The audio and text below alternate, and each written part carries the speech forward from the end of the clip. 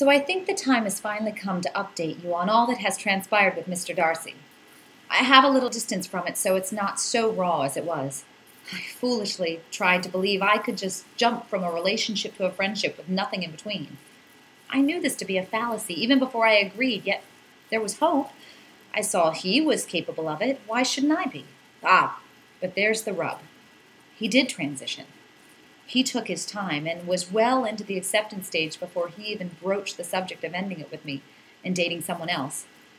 I was still in bargaining, which made for a perfectly dreadful transition from bargaining a relationship to bargaining a friendship. I did it for a while.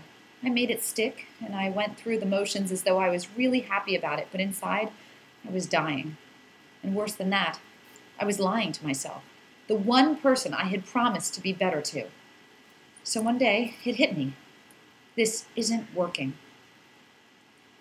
It came on not like a torrent, but like a gentle shower which just continues and increased until one day I looked down and my feet were buried in the mire which had grown around them as I stood unawares, sinking in the mud.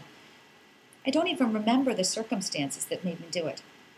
I just remember one day, while on I asked this question: does your family know that we have broken up? Well, they've never really known our status, but they know things have changed and that we are committed to being friends.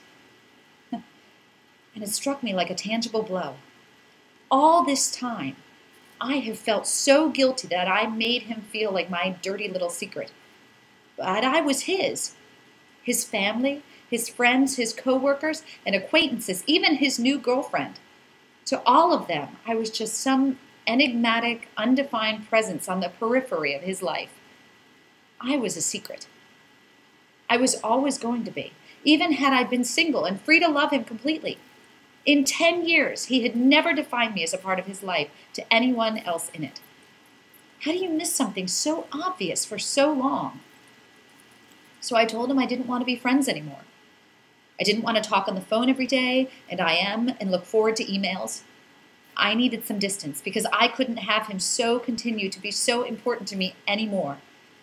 I broke off our friendship on Cowardly, I know, and yet a necessary act, and as strong as I was capable of being, a quick and violent kill. It would be easy to say that I felt strong and energized and like some conquering goddess, but of course we all know that that would be bullshit. I cried. I stopped sleeping, and I forced myself to play music to fill the void left by the absence of a phone call. And for days after, I tried not to want him to be the first person I said good morning to and the last one I said good night to.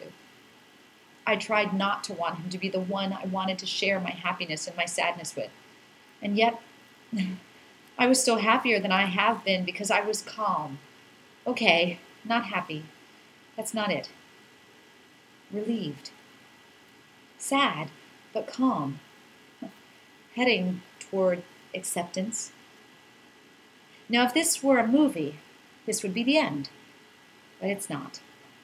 Nothing in life is ever so neatly wrapped and packaged as it is in the movies.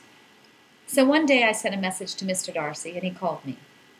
And we fought about boundaries and the fact that he thought I meant I needed a break for a week, and I kind of meant forever, at least for the time being.